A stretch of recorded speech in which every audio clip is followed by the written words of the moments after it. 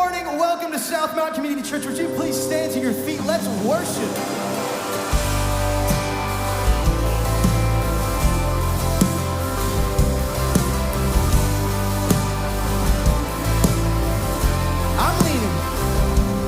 I'm leaning on the everlasting arms that placed me on the rock that stands. And I hold true to the one who breaks my fall and lifts me time and time again. Sing this with me. Oh my God, so good, you never give up, you never give up on me. Oh, what joy I found because of your love for me. Oh my God, so good, you never give up, you never give up on me. Oh, what joy I found because of your love for me. That's right.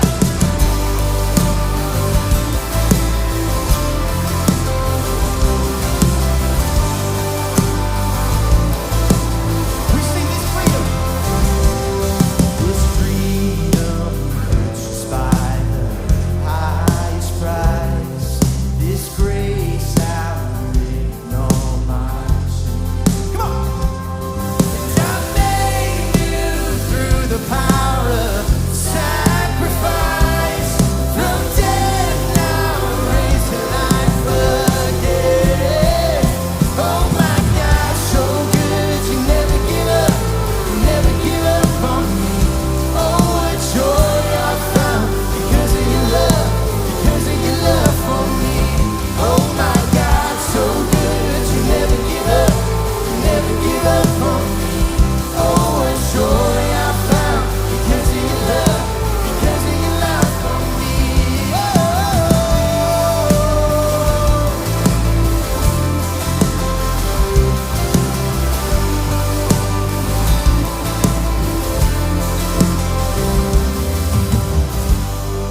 Hey, there's nothing that we can do that can make God love us any more or any less. We're free from the bondage of sin. We trust Jesus. I want you to sing this with me. I'm not a slave to sin. Sing this. Singing, I'm not a slave to sin, so I'm singing. You are good. Buried with Christ to rise in your freedom. 'Cause you are good. When you make a promise, Jesus, you keep it. Yes, you are good. So I'll praise your name as long as I'm breathing. 'Cause you are good. Sing it out. I'm not a slave to sin, so I'm singing. You are good. Buried with Christ to rise in your freedom. 'Cause you are good.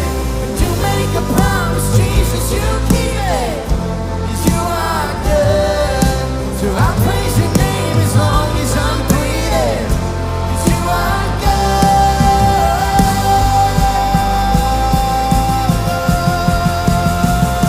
Oh my God, so good, you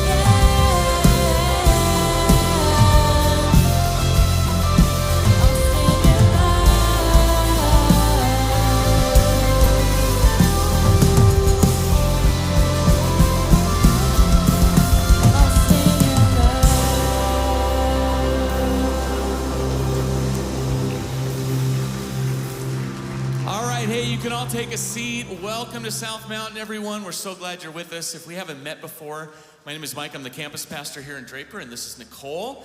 And we'd love to get to know you if you're visiting with us for the first time or you're relatively new. If you've never filled out a connection card before, you can find those in the seat back pocket of the chair in front of you this morning. Check any circle that applies if you want to know more about our Connect Now event that's coming up in November. Baptism, serving, being in a group. We'd love to help you with those things. You fill that card out and you can bring it to the New Here table where I will be after service today, or the Next Steps counter. Yeah, well, like Mike said, my name is Nicole. We're so glad that you chose to be with us here this Sunday morning. I've got two things to put on your radar. The first is our Women's Worship Night happening this Saturday. This is going to be a time where women from all of our northern campuses gather together in this room right here for a time of singing and reflection and to just slow down and be together. It's going to be really an incredible night, and before your week gets busy and you get tired, I want you to get your phones out right now, ladies in the room, and scan that QR code, sign up for that event, and just plan to be there with us on Saturday night. The other thing that I want to make sure that you save the date for is our Christmas market. That is going to be happening December 6th and 7th. I'm super excited about this event. We've already got 20 plus vendors coming for you to get some holiday local shopping done for Christmas. This event is going to really benefit our women's ministry. If you haven't heard yet, our new study starts November 6th. We're bringing back childcare. So if you've got kids 5 and under, yeah, we need childcare, right? Please register for that. You can do that out in the lobby, but this is going to be a really cool event, so plan to be there. If you have a business, you sell something, you have art to exhibit, you have products, we are still taking vendors, and so you can scan that QR code, or there's a QR code out at the Next Steps booth as well. Absolutely. Well, I know there are a lot of people in the room that serve on a team around here. In case you haven't heard about this yet from your ministry lead, we're having a volunteer appreciation dinner November 15th. And so please scan that QR code if you volunteer, either in here or out at the Next Steps counter. It takes a lot of people to create these irresistible environments for people coming to take their next steps in following Jesus. And we want to honor you. We're going to spend some time having a great meal. I know you're going to be there. I will be there. Free food. Talk about always.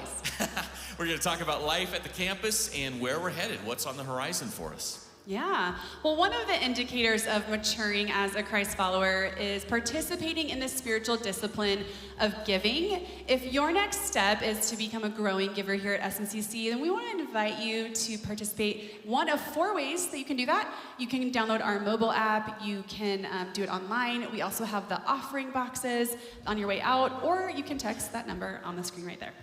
Absolutely. We're going to continue to worship together. The next song we're going to sing is called Graves into Gardens. And I wanted to highlight some of the words from this song that kind of happen in rapid succession later in the song. It says, you turn graves into gardens. And that's truly what God does. He is going to someday, ultimately, empty out the graves that the Christians were in. And after the resurrection, there will be no need for graves anymore, only gardens. And then it says, you turn bones into armies. That's a quote basically taken from Ezekiel 37, where Ezekiel has a vision of the future where God is going to restore Israel. He's going to bring Israel back to life. And he uses dry bones as a metaphor for that. They're going to come back into the land after their time in Babylon. It's also an image of our lives, how God brings our dead souls back to life in him. And then it says, you turn seas into highways, which is a picture of the Israelites coming through the Red Sea, being spared from the Egyptian army. And God is still doing that in people's lives today. He'll create a highway for us when we don't think that there's a way out of something that we're in. He will create that way forward. And then it says, you're the only one who can. God is the only one who can do these things for us. He is the only one that is worthy of our worship and our devotion. So let's sing about that together now.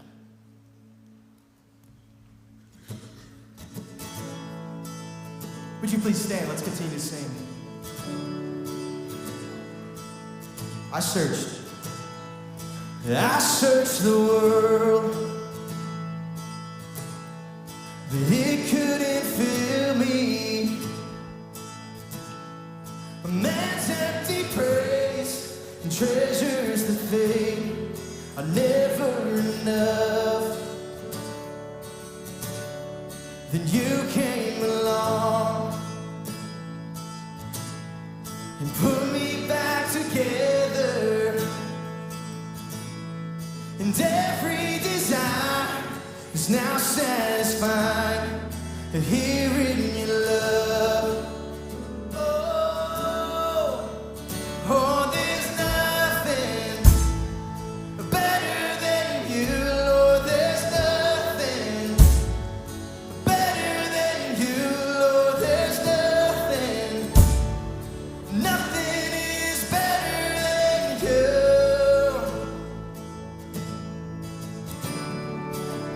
We sing, I'm not afraid. I'm not afraid to show you my weakness, my failures and flaws. Lord, you've seen them all, and you still call me friend. 'Cause the God of the mountain is the God of the valley. And there's not a place your mercy and grace won't find me again. Sing it out. Oh, there's nothing better than you, Lord. There's nothing better than you, Lord. There's nothing, nothing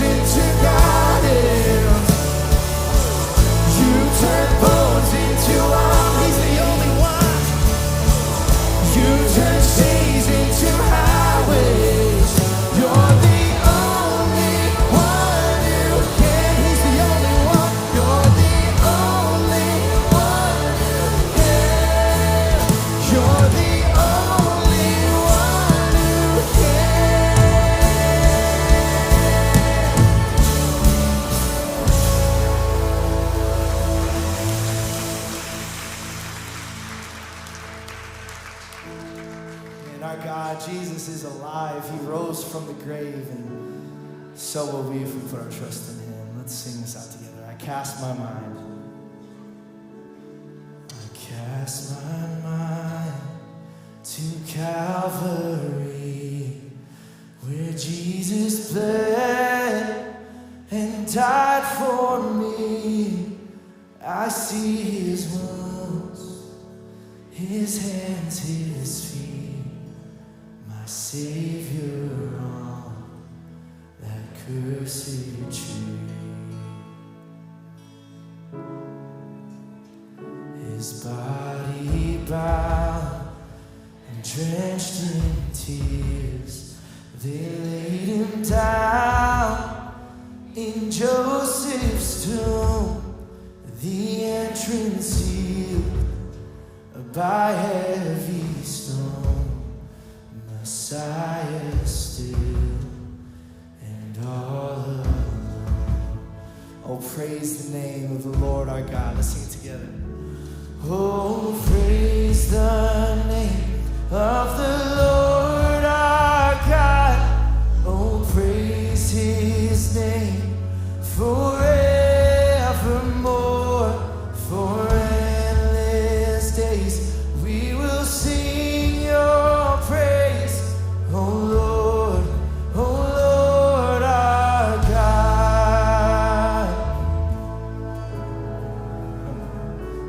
On the third, at break of day, the Son of heaven rose again. Oh, trample death, where is your sting? The angels roar, oh, Christ our King. All of creation sings his praises and glorifies his name. Come on. Oh, praise the name of the Lord our God. Oh, praise his name forevermore. For endless days we will sing your praise, oh Lord our God.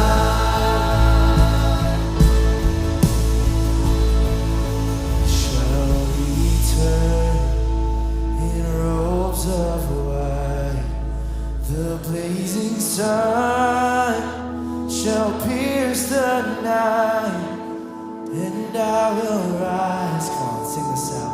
Among the saints, my gaze transfixed on Jesus' face.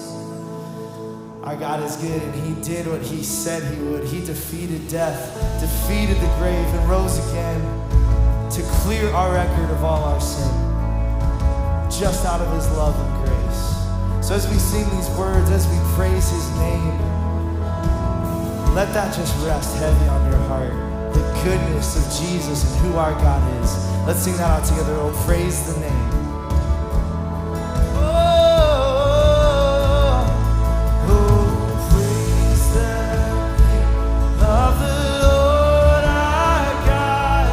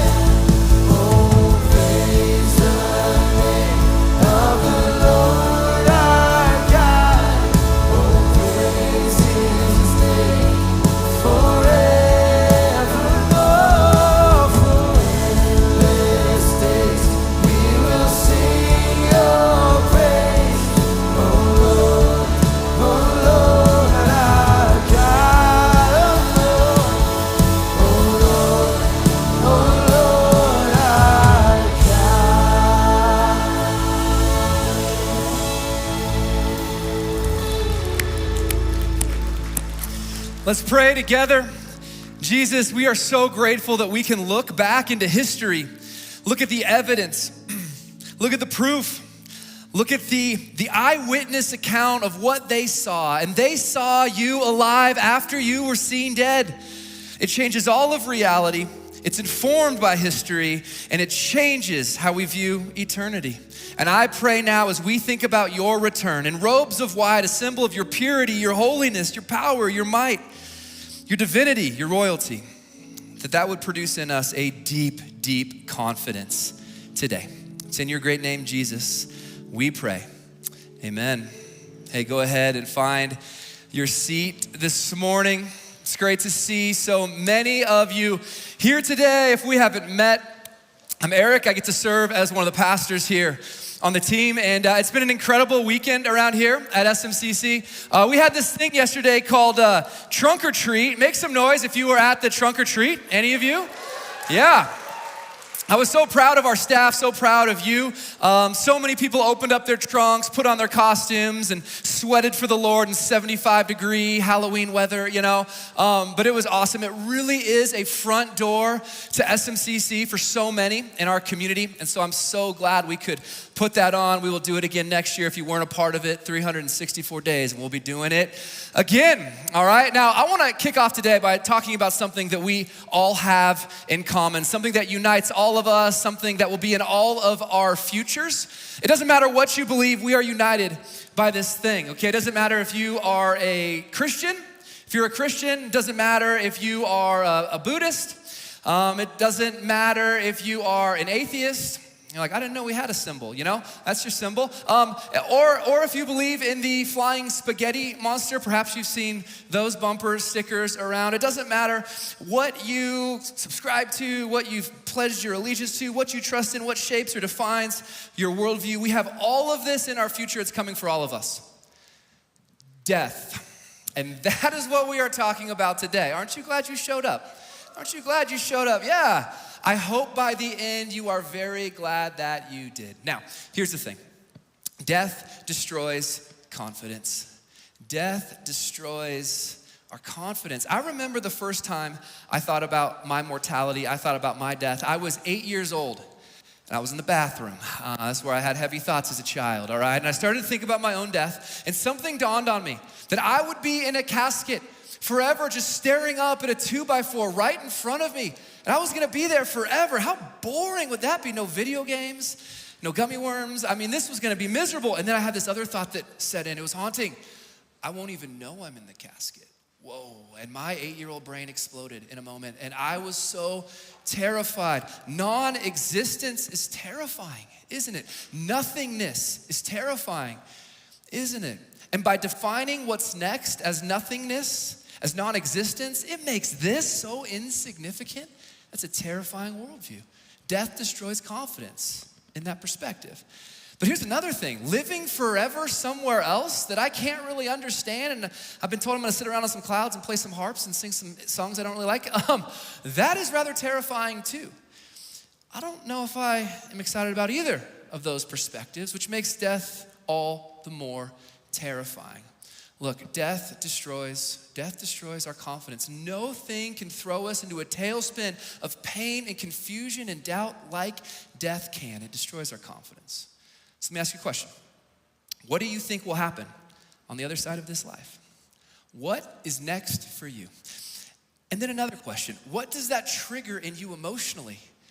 Does it trigger dread, or worry, or fear, or curiosity, or excitement, or anticipation? What does that trigger for you? Now, these questions are questions we should pay attention to, because 3 people die every second. 4, 5, 6. Now we're up to 7, 8, 9. We could keep going, 180 every minute. 250,000 people every day discover what is on the other side of this life. So we should pay careful attention to what the other side might be. And that is what we are talking about today inside of this series that we're in.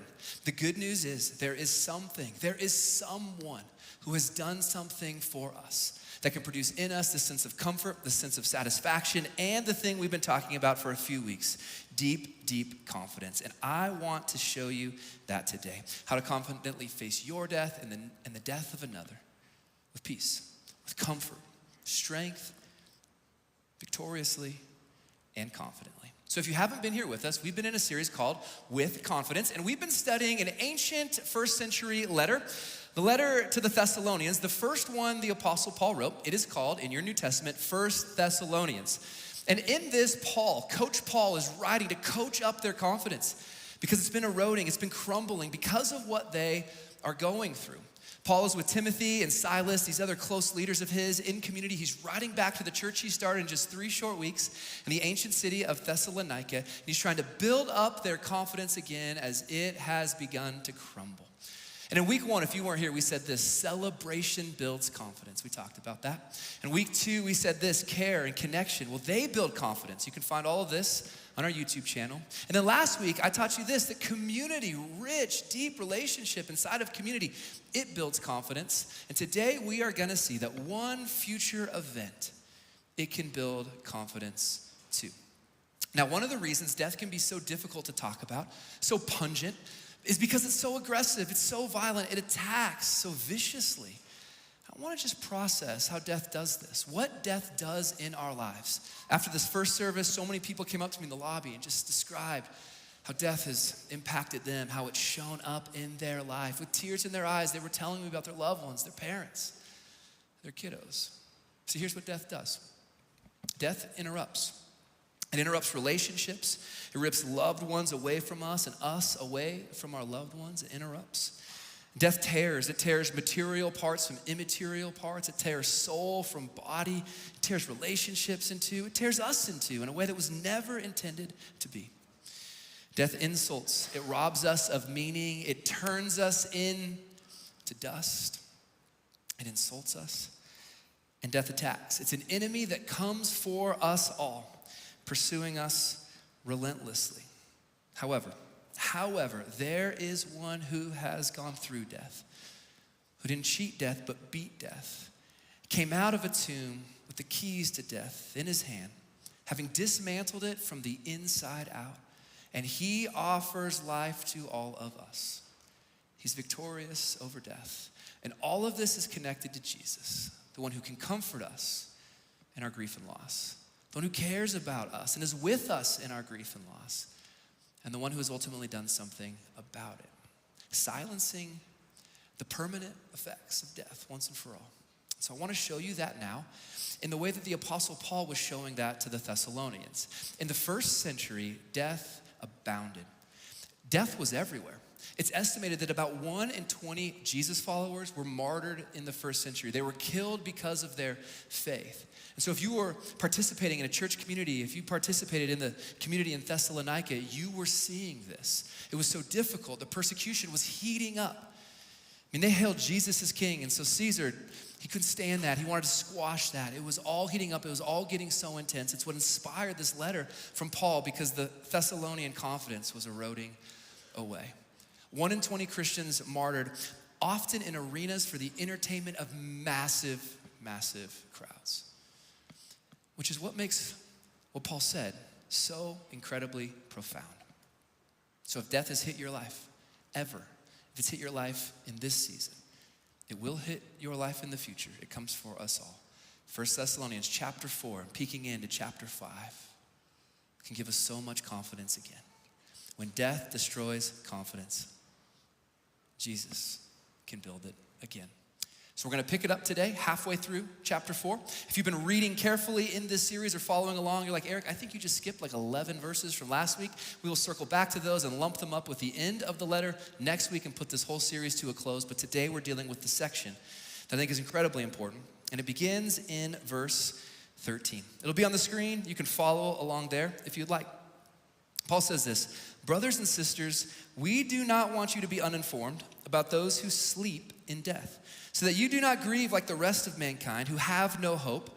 For we believe that Jesus died and rose again, and so we believe that God will bring with Jesus those who have fallen asleep in him. I want you to picture this moment for just a little bit. I want you to put yourself into this community. You've been meeting regularly. Maybe 30 or 40 or 50 of you in a home. Maybe you rotate homes so as to throw off those who are trying to get you. And one evening you're meeting and you're having dinner and you're praying and you're wondering, where's Paul been? Is he gonna write to us? I mean, we sent for him. We need some help. You're looking around and you're seeing in people's eyes that their confidence is beginning to erode. They are becoming so concerned about their trust in Jesus and what is about to happen. And as you are gathering, there is a knock on the door. You have to open it. There's shouts, there's screams, let us in. As you open the door, here comes Caesar's henchmen. Rome has showed up to round up a few Christians, to satisfy a bloodthirsty Caesar and a mob that just wants to be entertained by abuse and death and destruction. So as you sit there, they grab 3 of you. They didn't grab you, but they grabbed the person next to you. They grabbed 3 of you, they drag them out. And you pause in silence, listening for what's gonna happen in the streets. And then you hear someone thrown down, and you hear a death blow, and you hear the crowd erupt in praise and celebration of what's just happened. And the people in the room with you, they begin to weep. You hear some sniffles. You peer up, you see some tears, and your own eyes begin to well up tears as well. And you sit there and you wonder, where is Jesus? He said he was coming back. People who saw him alive after they saw him dead have quoted him. He said he would come back. Where is he? And what's just happened to our brother or sister who lost their life in the streets of the city of Thessalonica? What has happened to them? Where have they gone? Where are they now? We thought Jesus was coming back. We thought we would see it with our own 2 eyes. They are dead now. We haven't seen it yet. Is he coming? Perhaps we made this all up. Perhaps we got this wrong. What is happening? And then you get this letter from Paul a few days later, and he speaks into the moment. And he begins to unpack all the questions that you had about all of this. See, the Thessalonians had thought Jesus would come in their lifetime. They thought they would see it. But now people are beginning to die around them because after all, death was abounding, and they're wondering, where is he now? And this letter from Paul shows up. It begins with celebration, but by chapter 4, he's leaning into the thing that was distracting them and discouraging them and eroding their confidence, the death of people they loved, and Jesus isn't back yet. What is going to happen? And so let's break it down. Paul begins by talking about the death of a Christian as someone who is sleeping. I don't know if you noticed that word. He talks about sleep. It's one of my favorite New Testament words. He's describing a Jesus follower who has taken their last breath, whose heart has stopped beating here, as someone who will wake up in the presence of Jesus, full of everlasting life there with him. They look lifeless here, but just remember, guys, they are asleep. They have woken up in Jesus' presence.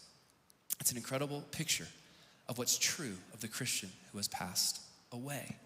And with that in mind, it can produce so much hope and confidence. What a beautiful picture of someone who has passed away among us. And with that in mind, we grieve, we weep, we wail, we say goodbye, but we do so with this confidence of what Jesus has promised in the future. I like to call that gospel grieving. Gospel grieving. See, gospel grieving is this. It's not bitter, it's not angry, nor stifling, but it's rather intellectual and hopeful, and it is comforting. I don't know if you know this, but grief is one of the most, if not the most powerful emotion that we have. And as a culture, we're not great at grieving.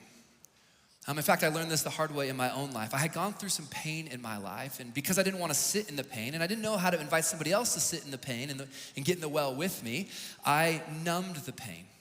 But here's the problem. If you numb grief and choose not to feel it, you actually jam up and dam up every other emotion that you have. And then you wonder, why are my emotions numb? And for me in my own life, it was because it was the byproduct of not entering into my own grief not entering into my own pain. Grief is one of the most powerful emotions that we have. And when I began to grieve some things that had happened in my life, the floodgates opened to a whole bunch of other emotions that brought me to a place of presence with those who needed me most emotionally. If we do not grieve, we close the valve on our emotions. But when we do grieve, and grief is saying goodbye to something that was oh so valuable, it's a process that kind of opens up the floodgates to other healthy emotion. Now, because I think this is such an important thing, we're doing a series in the month of November, just 2 weeks long, called The Grief Monster, to help us understand what the Bible says about lament. There's a whole book in the Bible dedicated to it, Lamentations. We're going to study it together. And in preparation for that series, I picked up a book called Lament for a Son. Lament for a Son. It's written by a Yale professor who lost his son. And as I've been reading it, it's hit me maybe more powerfully than most. His son's name was Eric. As I'm reading this, I'm reading my name in the pages of someone who has lost their son. It's been quite an experience. This isn't on the screen. I just read it over the weekend. I want to read from page 33 to talk about how death tears, insults, tears a hole, and interrupts the things that are most important. The author says this about the loss of his son. There's a hole in the world now. In the place where he was, there's now just nothing. A center like no other, of memory and hope and knowledge and affection which once inhabited the earth is gone. Only a gap remains. A perspective on this world, unique in this world, which once moved about within this world, has been rubbed out. Death is a murderer. Death is a robber. Death is an executioner. It has left a hole in his life. I'm sure it has left a hole in yours.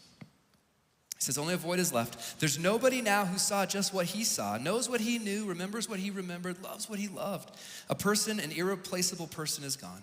Never again will anyone apprehend the world quite the way he did. Never again will anyone inhabit the world the way he did. Questions I have can never now get answers. The world is emptier. My son is gone. Only a hole remains, a void, a gap, never to be filled. Wow. Because of what Jesus has done, there is freedom to lament. There's strength to heal. Western grief in our world is fascinating. I took a death and dying course in college and studied it. Perhaps you have. Death in the West is interesting. The way we grieve, the way we lament, it is different than so many other cultures. See, 100 years ago, just 100 years ago, death looked different. Death happened out in public. People got sick with measles and passed away. Pneumonia set in the winter. 1 out of 3 children died. The average age was 40. Death existed. It abounded. But over the last 100 years, modern medicine has sterilized and sanitized our approach to death, sweeping it away, hiding it in the corner, keeping it from us. I understand why. I don't want to see that. I don't know if I have the capacity to deal with that. Some people have professions like my friends Shane and Brian and Dave who see death up close and personal regularly. Perhaps you do. I don't. I've been to a few open casket funerals, some for very young children, doing this with them right there. But other than that, I'm not around it that much. And in our culture, we say things like this, so silly. You know what? It's natural. It is the circle of life. Now, cheer up. Now, it will get better. Guys, death is the most unnatural thing possible, abnormal, brutal, aggressive thing that we face. We were not intended to face it, and now we do. And it attacks and it robs. It is an executioner. When Jesus met with his friend Mary, when Lazarus passed away, he didn't say, now, Mary, cheer up. He's in a better place. Jesus wept. Full stop. He lamented, he wailed, he grieved. He gives us permission to do the same. Not to stifle it, not to push it away, but to engage it intellectually, to engage it emotionally, and to engage it relationally with our head, our hearts, and our hands. The gospel gives us permission to do that with hope because of what Jesus has done. There are real resources in him to face death, your death and the death of others. Peace, with confidence. Pastor and author Tim Keller, he says this: Christianity doesn't leave you to face death on your own by holding up your life record and hoping it will suffice. I've heard so many times where people are on their deathbed and they're wondering, have I done enough? I could have done more. They have no confidence. But in Jesus, we can be sure he has done enough for us. We can bank on his work and we can receive his confidence. Keller's talking about that. And here's why. He says, instead, Christianity gives you a champion who has defeated death, who pardons you and covers you with his love. Wow. So this teaching from Paul is to grieve, but to do it with hope. Now, the Thessalonians, they still had questions. They still had questions about timing and rhythm and pace and who and where. And so the Apostle Paul goes on in this wonderful chapter. I'm going to put it up on the screen so that you can see it, so that you can follow along. We're now into verse 15 of this section. And here's what Paul says. According to the Lord's word. This isn't Paul's word. He didn't just make this up and write a little Hallmark card to cheer us up. No, this is from the Lord. It's from Jesus. He says, we tell you that we who are still alive, he says, look, for those of you who are still alive, you might be wondering about the timing of all of this. Let me take you through it now. He's giving us kind of an order of operation. This is true of you, and this will be true of you, and it looks like this. This is what he's saying. He says, we who are still alive, who are left until the coming of the Lord, there will be a second coming, okay? Paul, we've been waiting. We haven't seen it. Give us more. We who are left until the coming of the Lord will certainly not precede those who have fallen asleep. So there's that word again. They are asleep. And we're not going to go before them. They will precede us. They're in his presence now. Go before us.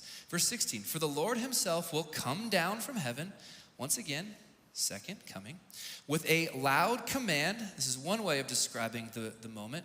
With the voice of the archangel, that's a second way of describing the moment. And with the trumpet call of God, and the dead in Christ will rise first. These are three ways of saying it'll be noticeable. He's using first century celebratory language, first century, a marker in time. You will know, you will not miss it. What will happen? The dead in Christ will rise first. After that, we who are still alive, okay, so Thessalonians, you're wondering what's happened to them. You're wondering what's happened to you. Here we go. We'll be caught up together with him in the clouds to meet the Lord in the air. He's not coming from miles away this way. He's not coming horizontally from the next town over. He ascended. He's coming from where he is. He will descend. He's coming from the air. And so we will be with the Lord forever. We'll be with the Lord forever. And what is Paul's intent in all of this? What is this designed to produce in them and in us? Verse 18, therefore encourage one another with these words. That the Thessalonians would share these words with one another. On the other side of the globe in Draper, Utah, we would share these words with one another and it would encourage us. When death destroys confidence, these words would build our confidence back up again.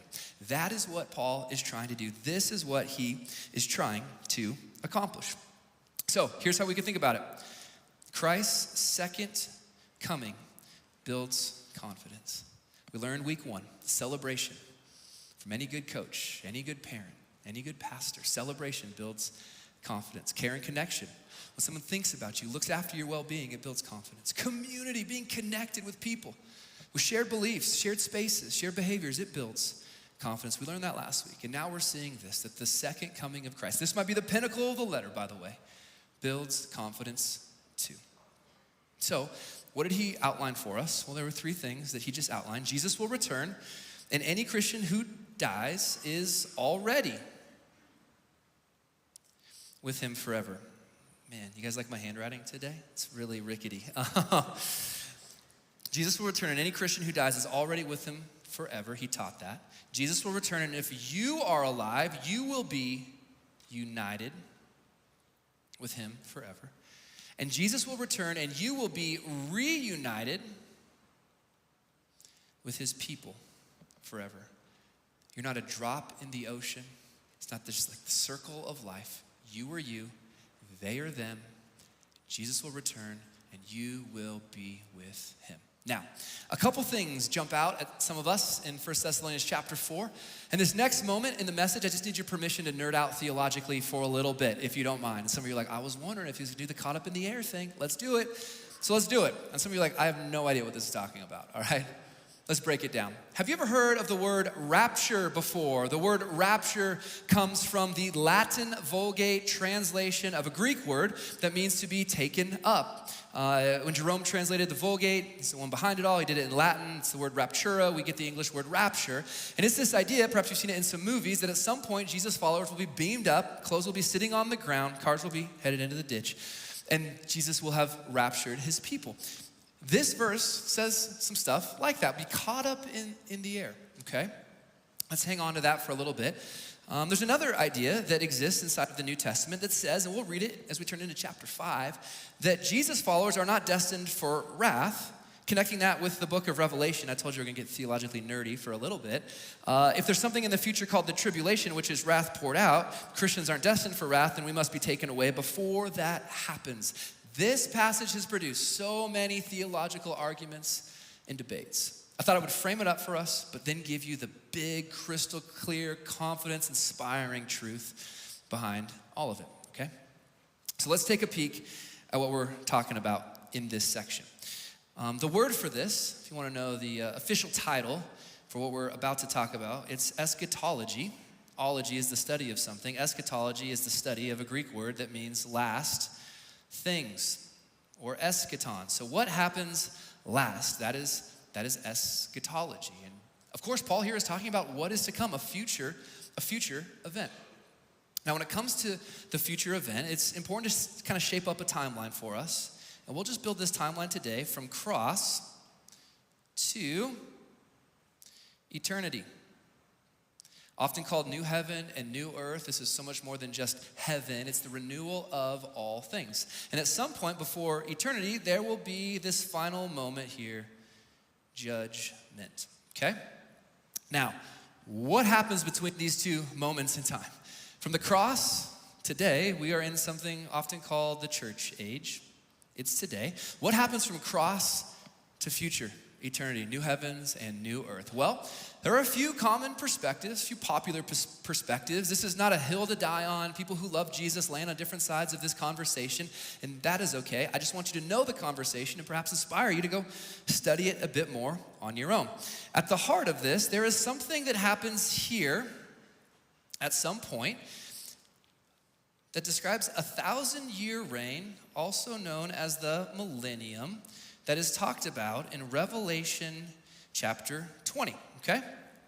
Now, there are a few perspectives when it comes to this time period in which Jesus reigns. There is something called amillennialism, and that is the idea that this 1,000 years is kind of symbolic. Not kind of symbolic, is symbolic.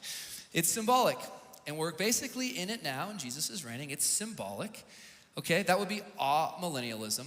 And I have some questions about that view. I have some concerns about that view. Just cards on the table. I don't fall into that camp. Although it has a couple strong points, I feel like Jesus needs to do something more to be ruling. And the good news is the New Testament describes that more, what is to happen.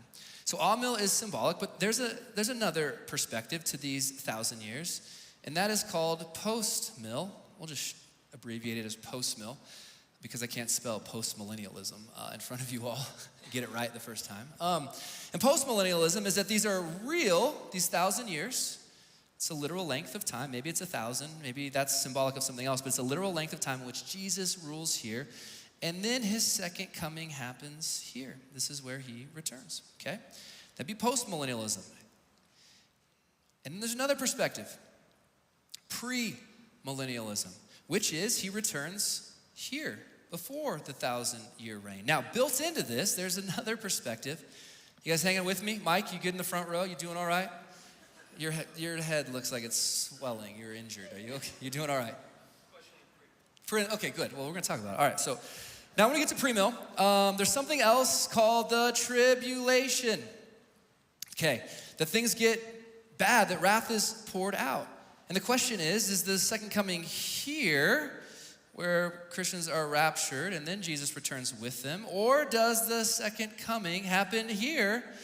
Whatever you decide, it would be pre-trib, pre-mill, or post-trib, pre-mill, sorry. There, you got it? You guys good? Feeling good about all this? All right. The point I want to make is this. If you're like, bro, you lost me. That is, I would understand that. I have my approach here that I think balances out all the passages, that looks at some of the key truths along the way. But the main thing that I want you to see, and this is so important that we see this. In this perspective, there is a second coming. The Greek word is parousia or parousia. It's a word that means presence. At some point, Jesus will return. It will be a royal regathering. It'll be the return of a king. We will be triumphantly regathered with the one we have been waiting for. That is what this is teaching. This idea of being caught up in the air, Paul is probably borrowing from imagery where a city would go out to meet the king as the king was coming into the city victorious. Of course, because we can't go horizontally to meet Jesus, he's coming from here. He just uses the word air. But he is saying this, there will be a triumphant regathering, a royal reunion with your king, and when that day comes, there could be nothing better.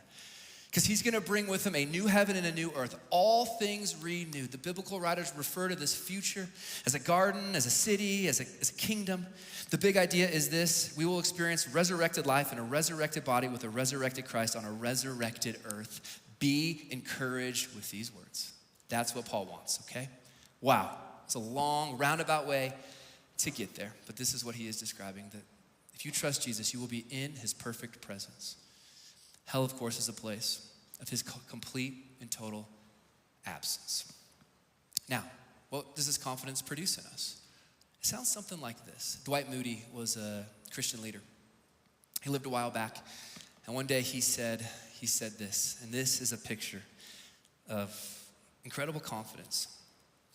He says, pretty soon you will read in Chicago papers that Dwight Moody is dead. Don't you believe it? I'll be more alive than I am right now. This is true for you, Jesus follower. Do you have that type of confidence? See, we don't have to sit here, look up into heaven and wonder what it'll be like and just wonder and ponder. We will be more alive then than we are now. In fact, what we should do is look around here and imagine this world without disease and decay and death, without sin and suffering and abuse and injustice and violence and wickedness, without all of that, this and all the best things that we enjoy here, renewed completely. All things renewed, not all new things. And Jesus is the one who comes to reign and bring that type of experience. I can get excited about that. I hope you can too. Now, there's a couple more things that Paul has to cover. He's assuming a few follow-up questions to all this. So now in chapter 5, he says this. Now, brothers and sisters, about times and dates, we don't need to write to you, for you know very well that the day of the Lord will come like a thief in the night, like suddenly. Suddenly. We don't know when, but we know that. That's what Paul is saying. While people are saying peace and safety, destruction will come on them suddenly as labor pains on a pregnant woman, they will not escape. But you, brothers and sisters, are not in darkness. No, you're with light. You're with Jesus. So that this day should surprise you like a thief. You are all children of the light and children of the day. We do not belong to the night or to the darkness. So then let us not be like others who are asleep, but let us be awake and sober. For those who sleep, sleep at night, and those who get drunk at night. But since we belong to the day, let us be sober, putting on faith and love as a breastplate, and the hope of salvation as a helmet.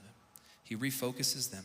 For God did not appoint us to suffer wrath, but to receive salvation through our Lord Jesus Christ. I don't think that's speaking of future tribulation. I think it's simply saying Jesus was judged. He experienced the wrath of God on our behalf, so we won't.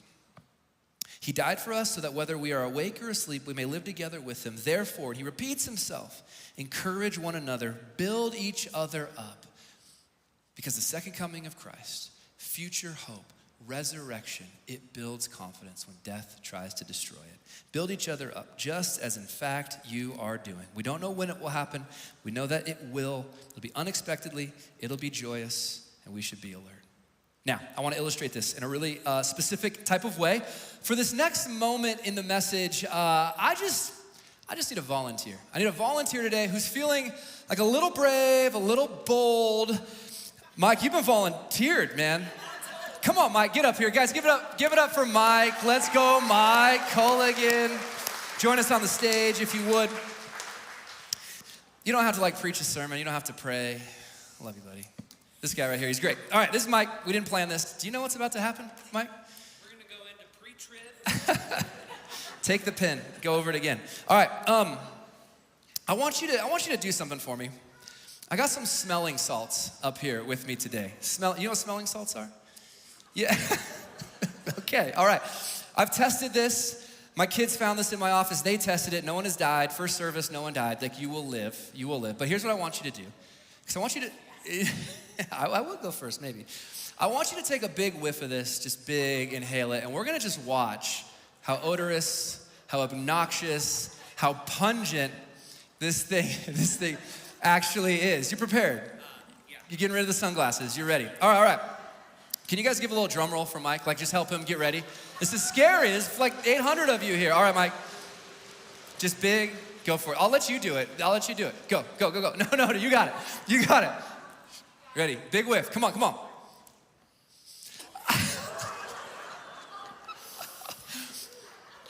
Guys, give Mike a hand. You may have a seat. That was exciting. What did you see? I mean, it blew up his senses. It is disgusting. It is terrible. He's crying in the front row. Yeah, smelling salts are nasty. I mean, they are designed to wake up your senses, guys. Death does the same thing. Today, I hope this service, if it felt a little uncomfortable, it felt a little bumpy along the way, I hope it was like smelling salts for you. That you would be reminded that you are not gonna live forever here. That someday a trap door will open and you will fall through it. Who do you want to fall to? Let this passage, let the Thessalonians and their historical experience wake you up and alert you to what matters most. And that you would cling to Jesus, longing for his return, but banking your life on him and his resurrection right now. Death is like smelling salts. Terrible, pungent, aggressive, but designed to alert us to that which is most important. Here's our bottom line today. Be confident. Guys, be confident. Because death for a Christian isn't a defeat. Rome thought it was. Our enemy Satan thought it would be. But no, it is a victory. Donald Barnhouse was a pastor in Philly, and he had 4 kids under the age of 12, and mom passed away. And Barnhouse was driving his kids in their station wagon to the funeral. And as they're on the freeway, a truck passed by them, and the shadow of the truck was cast over their vehicle. Their vehicle went dark in its shadow. And Barnhouse turns to his kids. He says, guys, would you rather be run over by the shadow of the truck or the truck itself? And they said, Dad, of course, the shadow. And he said, this is what has happened to your mom. She has been run over by the shadow of death.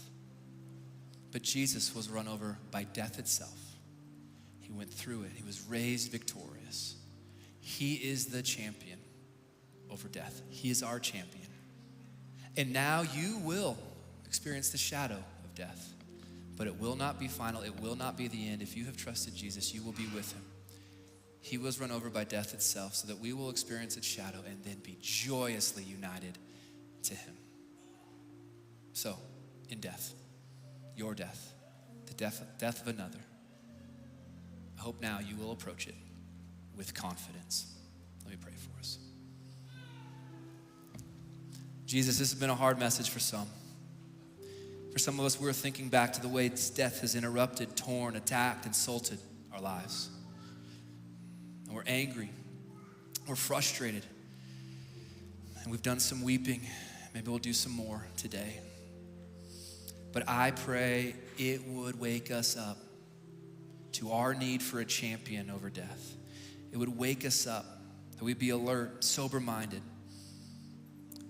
like what you wanted for the Thessalonians. You want that for us.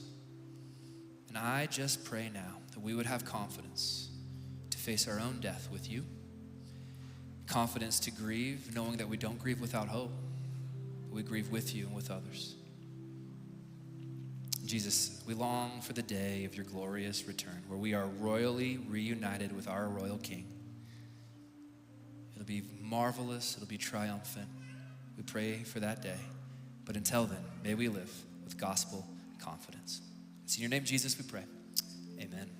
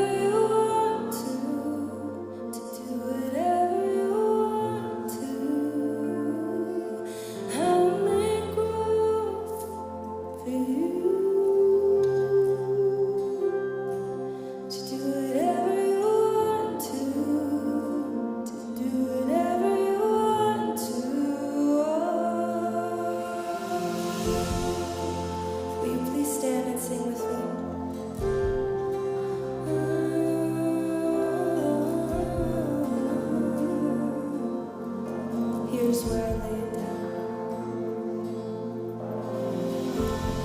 Here's where I lay it down. Every burden, every ground. This is my surrender. This is my surrender. Here's where I lay it down. Every lie and every doubt. This is my surrender. And I will make room for you to do whatever you want to do whatever you want to. Oh, and I will make room for you to do whatever you want to do whatever you want to. Oh, and I will make room for you to do whatever you want to do whatever you want to. And I will make room for you to do whatever you want to do whatever you want to.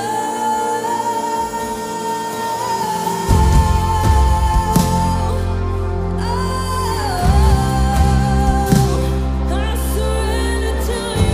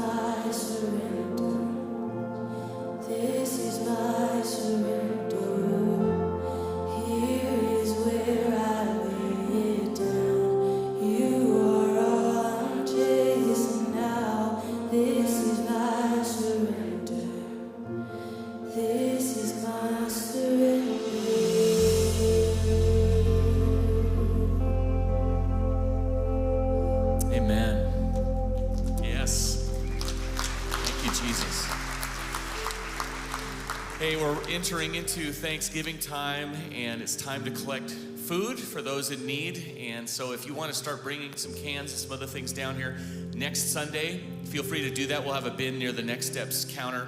And if you need a list of items that are needed, you can get that out there. Susie will be sitting out there to give that to you this morning. Have a great rest of your Sunday, everybody.